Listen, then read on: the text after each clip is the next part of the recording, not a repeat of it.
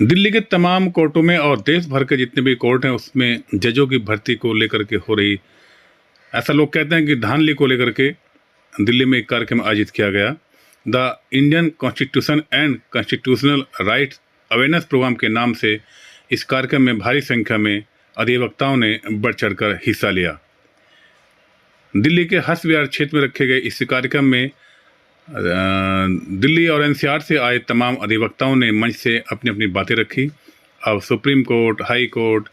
या और जो अन्य कोर्ट हैं उन सब में जिस तरह से जजों की भर्तियां हो रही हैं, एससी, एसटी, ओबीसी के लोगों को जिस तरह से कोर्ट से नदारद किया जा रहा है या कोर्ट से दूर रखा जा रहा है, उसको लेकर के चिंता जताई गई और सब ने मंच से अपनी अपनी बातें जोर से रखी। सभी ने कहा कि एक सुर में कहा कि अब वक्त आ गया है कि सबको मिलकर के इसके खिलाफ आवाज़ उठानी चाहिए। एक परिवार या एक ही जाति के लोग इसमें जज नहीं होने चाहिए, अन्यथा किसी भी सूरत में देश के लोगों को, एससी, एसटी, ओबीसी और माइनॉरिटी या अन्य जो लोग हैं उनको किसी भी सूरत में न्याय नहीं मिलेगा। सभी ने कहा कि ये एग्ज़ाम, किसी ने कुछ आवाज़ उठाई, किसी ने कहा कि एग्ज़ाम होने चाहिए और एग्ज़ाम के तहत जो पास होगा उसको जज नियुक्त किया जाए। कॉलेजियम सिस्टम पर भी आवाज़ उठाते हुए सभी ने वक्ताओं ने अपनी अपनी बातें रखी और इसको एक तरह से धांधली बताया और कहा कि कॉलेजियम सिस्टम जितना जल्दी हो देश में बंद होना चाहिए, क्योंकि कॉलेजियम सिस्टम से एक खास तबके के लोगों को ही सुप्रीम कोर्ट व अन्य कोर्टों में जज नियुक्त किया जा रहा है और एससी, एसटी, ओबीसी से जो जुड़े लोग हैं वो कोर्ट से बाहर रखे जा रहे हैं। तो न्याय कैसे होगा? सभी वक्ताओं ने एक सुर में कहा कि अब वक्त आ गया है कि इस कॉलेजियम सिस्टम को बदलने की सख्त और बेहद सख्त ज़रूरत है और सभी ने इसके खिलाफ एक सुर में आवाज़ उठाई और एक सुर में कहा कि अब कॉलेजियम सिस्टम बंद हो और पेपर हो, एग्ज़ाम हो, जो पास हो, जो काबिल हो उसको जज बनाया जाए। इन सब चीज़ों को लेकर के हमने सीनियर एडवोकेट दुष्यंत चौधरी जी से बातचीत की। आज हम दिल्ली के अंदर बात करें हर्ष विहार से। जिस तरीके से संविधान की बात की जा रही है उस संविधान को लेकर अधिवक्ताओं ने एक बहुत बड़ा प्रोग्राम किया और उस प्रोग्राम के अंदर सभी काले कोट वाले दिखाई दे रहे थे और काले कोट वालों ने कहा है कि भाई संविधान को बचाना है और संविधान की बात करनी है कि जो हमारे राइट हैं वो आम जनता तक पहुंचाना है। हमारे बीच में है all India SC ST advocate संघ के अध्यक्ष आदरणीय दुष्यंत चौधरी जी। दुष्यंत चौधरी जी, आप आए दिन चाहे हाई कोर्ट है या सुप्रीम कोर्ट है, आप उनका घेराव करते हैं आम जनता को फायदा दिलाने के लिए। तो क्या लगता है ये संविधान अभी सही ढंग से लागू नहीं है? आप संविधान के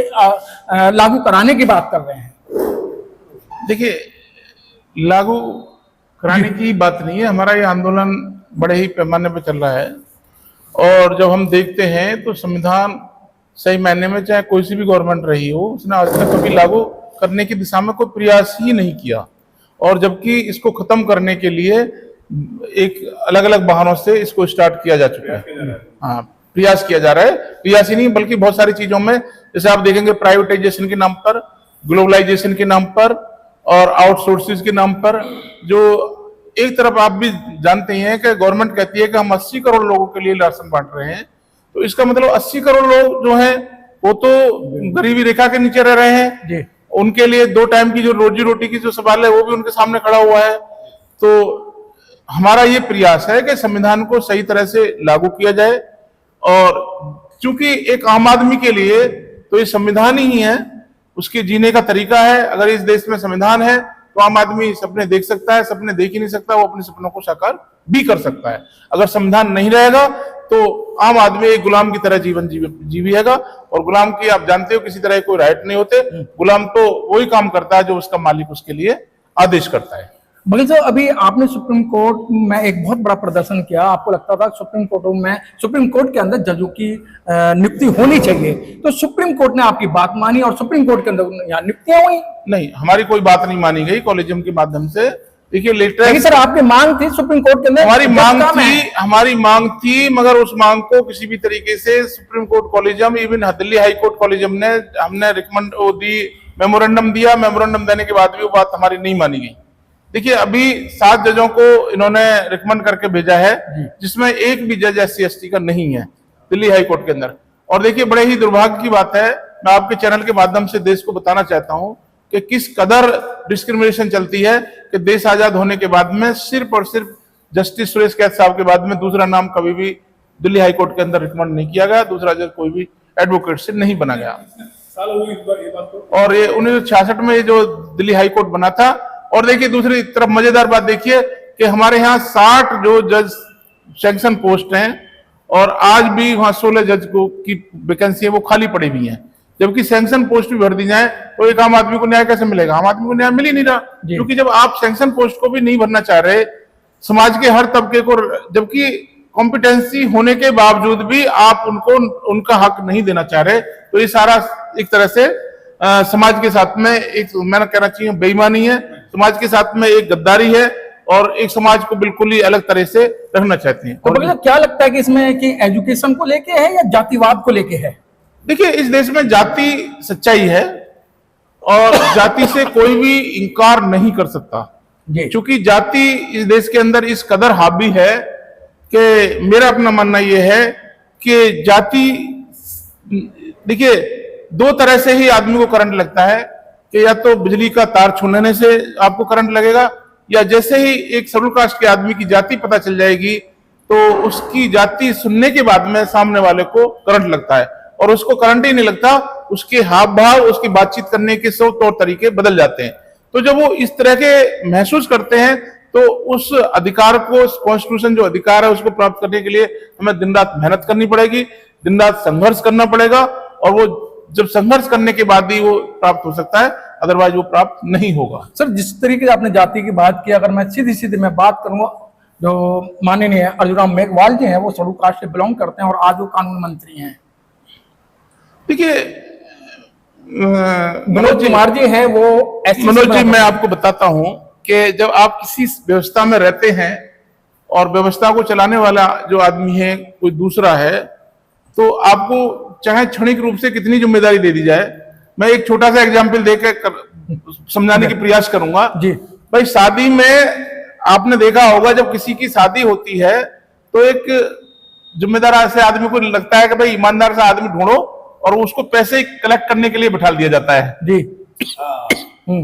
तो वो सारे पैसे कलेक्ट कर करके और वो मालिक को दे देता है। जी जी। तो इस तरह के ये हमारे बेचारे ईमानदार लोग हैं,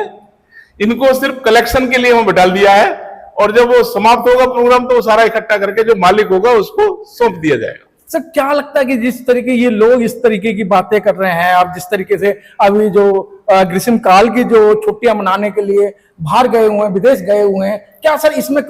जो ये कानून व्यवस्था है या जो एक एक्ट था, उस एक्ट में लिखा था कि भाई इन पे भी कोई मतलब ऐसा एक्ट लगे जजों पे जो इस तरीके की गड़बड़ करते हैं? देखिए ये तो पहले से ही चला आ रहा है कि जो सिस्टम में बैठा हुआ है, जो सिस्टम पे हावी है, वो अपने आगे कोई भी काम क्यों करेगा। आज भी आप देखिए, एक अभी जो सुप्रीम कोर्ट के बहुत सीनियर एडवोकेट है, मेरी उनसे बात हो रही थी, तो वो कह रहे कि एक जो क्लास है एलिट जो क्लास है, जिनके बच्चे बाहर विदेशों में पढ़ते हैं जी, जिनके बच्चे बिल्कुल पता ही नहीं चलती, और जिस दिन वो बच्चा पैदा हो जाता है उसी दिन उसका भाग्य सेटल हो जाता है कि उस साल में ये जज बनेगा और उस साल में रिटायर होगा। तो वो जो क्लास है, वो क्लास जो पूरी तरह से जुडिशरी पर हावी है, वो क्लास नहीं चाहती कि आम आदमी का जो जनरल एडवोकेट है, जो आम एडवोकेट है, उसको कहीं भी किसी भी तरीके से कंसीडर किया जाए। आप ये कहना चाह रहे हैं कि आम आदमी की फीलिंग सुप्रीम कोर्ट तक नहीं पहुंचना चाहते? नहीं, वो उसको बिल्कुल ही अलग थलग रखना चाहते हैं। आप देखेंगे पैनल में वही लोग हैं, सारा काम उन्हीं के पास आता है जी, फिर उसी के बदले में जो सरकार से उनके डायरेक्ट संबंध होते हैं, फिर उन्हीं को जो रिकमेंड करके हाई कोर्ट सुप्रीम कोर्ट में जजेस बनाया जाता है। तो आम आदमी को तो इस सारी व्यवस्था से अलग थलग रखा जाता है। मतलब आपका मानना है कि जो लोग आमतौर पे कहते हैं भाई तू तो चांदी की चम्मच लेके पैदा हुआ है, तो सोने की चम्मच लेके पैदा हुआ है, तो आपका मानना है कि जो एक जो कैटेगरी बना दी है उस तरीके से